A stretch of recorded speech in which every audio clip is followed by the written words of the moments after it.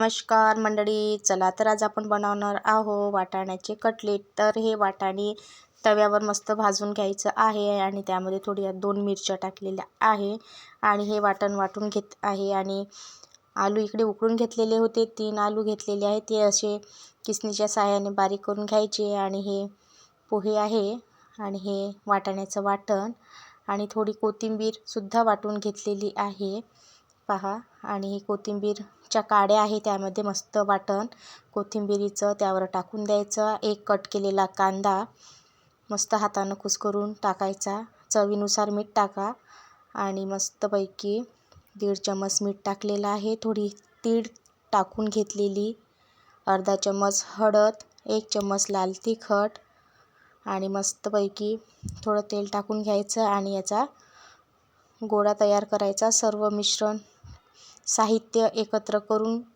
मस्तपैकी असा गोळा तयार करून घेत आहे. आणि या गोळ्याचे छोटे छोटे कटलेट तयार करून घ्यायचे. हातावर वडे थापून घ्यायचे आणि तवा गरम करायला ठेवले आहे, त्यावर तेल घातलेलं आहे आणि असे हे वडे तव्यावर टाकून द्यायचे.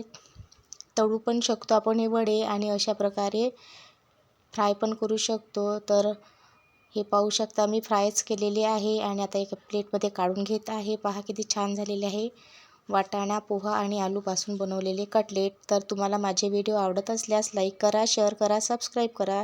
धन्यवाद.